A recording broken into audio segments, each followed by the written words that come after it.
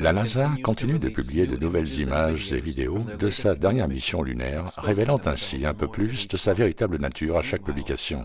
Pendant ce temps, les passionnés d'astronautes, toujours prompts à nier les faits, redoublent d'efforts pour justifier toutes les anomalies et incohérences.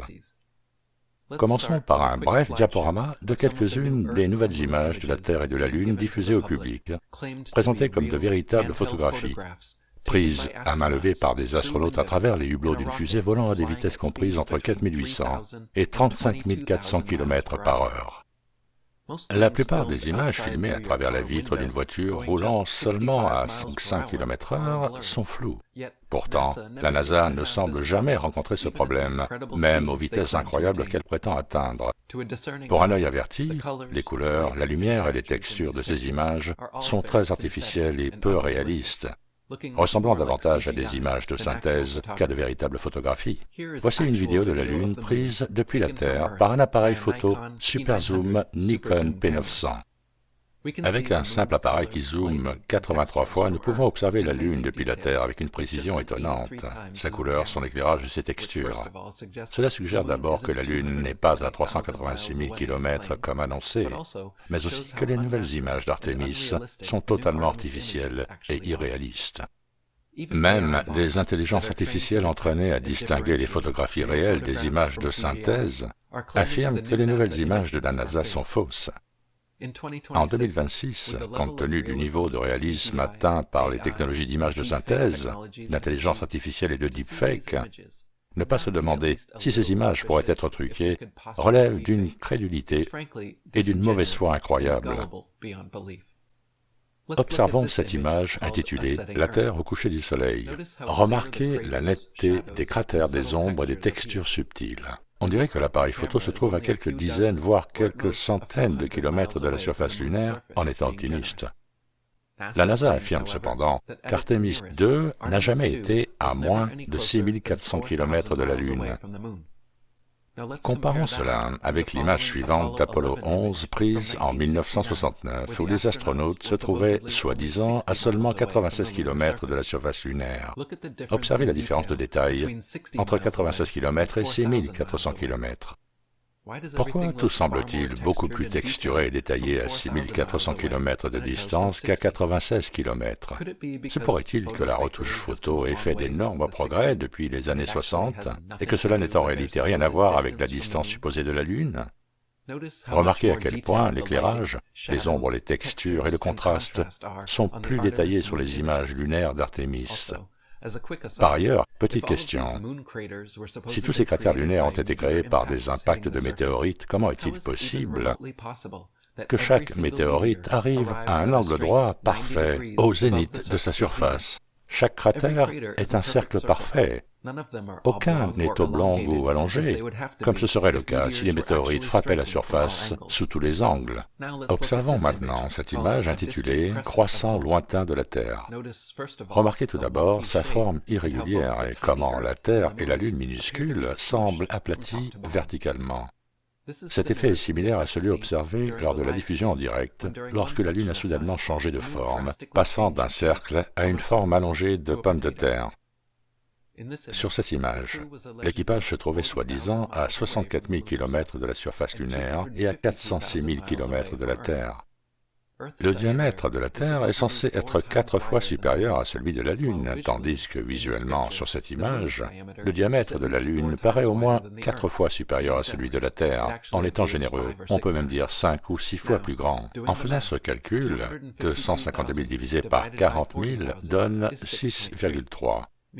Ce qui signifie que l'équipage était 6,3 fois plus proche de la Lune que de la Terre. Or, pour qu'un objet 4 fois plus petit paraisse 4 fois plus grand, l'observateur doit se trouver 16 fois plus près de cet objet. Dans le cas présent, cependant, Artemis n'était que 6,3 fois plus proche de la Lune que de la Terre. Cela représente un écart de plus de 10 fois entre la taille relative et les distances supposées de ces deux objets et de l'appareil photo. La Terre devrait apparaître considérablement plus grande sur cette image. Comparons-la maintenant avec l'image de la Terre prise au début de l'analyse.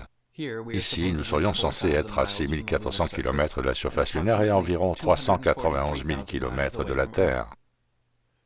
Par rapport à la dernière image, où l'équipage se trouvait à 406 000 km de la Terre, ici, il n'est que 14 500 km plus près de la Terre. Cela représente un facteur d'environ 4%, ce qui signifie que la taille de la Terre ne devrait varier que de 4% maximum entre les deux images. En réalité, cependant, et vous pouvez le constater vous-même avec une règle et les images originales du site nasa.gov, la taille de la Terre change d'un facteur de plus de 1000% entre les deux images. La Terre n'est que 4% plus proche sur la seconde image, mais elle apparaît pourtant 1000% plus grande. Un écart de taille similaire a été constaté sur les images envoyées par Artemis, censées se trouver à mi-chemin de la Lune. Lors de leur diffusion en direct, ils ont affirmé être à mi-chemin de la Lune. Or, celle-ci paraissait bien plus petite que vue de la Terre. Sur leur image Hello World, seule une portion de l'Afrique et une grande étendue d'océan sont visibles, laissant les 6 autres continents tenir de façon impossible sur la moitié restante de leur globe en image de synthèse. De plus, ils ont pris une autre photo similaire intitulée « Dark Side of the Earth », où l'on retrouve exactement les mêmes formations nuageuses que dans « Hello World ». Certains affirment que ces images ont été prises à quelques minutes d'intervalle, mais comme on peut le constater directement sur le site nasa.gov, l'une a été prise le 2 avril et l'autre le 3 avril. Quoi qu'il en soit, si elles ont été prises à des jours différents, comment expliquer que la couverture nuageuse soit identique? Et si la NASA s'est trompée sur son propre site web et que ces images ont été prises le même jour, comment expliquer une telle variation de luminosité de la Terre alors que le Soleil, unique source de lumière dans l'espace, est totalement occulté par la Terre? On voit également des images de la Terre où une partie du globe est complètement sombre, masquée par une ligne de séparation. Comment est-il possible de représenter la Terre de 3 manières aussi différentes, éclairée, faiblement éclairée et complètement sombre? Enfin, examinons quelques anomalies vidéo qui prouvent l'utilisation d'images de synthèse, ou plus précisément de réalité virtuelle augmentée, pour créer tous les objets flottants avec lesquels l'équipage interagit à bord du vaisseau spatial. Et ils manipulent sans cesse des peluches, leur nourriture, le micro et d'autres objets pour convaincre le public qu'ils flottent réellement dans l'espace et ne sont pas simplement suspendus à des fils dans un studio. Mais regardez cette pochette de nourriture tournée près du visage de cet astronaute. On voit clairement le bord effleurer son front, puis l'image se brouiller et la traverser, au lieu de toucher sa peau de façon réaliste. La pochette ne dévie pas de sa trajectoire après avoir heurté sa tête. Elle continue simplement à flotter comme si elle n'était pas là. Observez maintenant le point rouge sur la pochette blanche. Lorsque la pochette tourne lentement, le point rouge, lui, ne tourne pas avec elle. Pendant plusieurs images, le point rouge conserve exactement la même forme et la même position, sans suivre les mouvements de la pochette. Puis, tandis que la pochette continue de tourner, le point rouge disparaît complètement. La pochette continue de tourner pendant plusieurs tours, mais le point rouge reste introuvable. Et puis, finalement, après quelques rotations supplémentaires, le point rouge réapparaît mystérieusement et inexplicablement. Cela s'explique par le fait qu'il s'agit d'objets numériques et non physiques avec lesquels ils interagissent, grâce à une technologie appelée réalité virtuelle augmentée. En portant des lentilles de contact virtuelle réalité spéciale, vous pouvez voir une superposition numérique d'objets 3D, pré-rendus et interactifs, au sein de votre espace 3D physique. Ces objets n'existent pas physiquement, mais sont visibles et interactifs en direct grâce à cette technologie. Rappelons que la NASA reçoit plus de 70 millions de dollars par jour de l'argent du contribuable américain. Un film hollywoodien à gros budget comme Gravity avec Sandra Bullock a été tourné intégralement sur Terre, uniquement avec des câbles, des écrans verts et des images de synthèse. Ce film a coûté 100 millions de dollars à produire.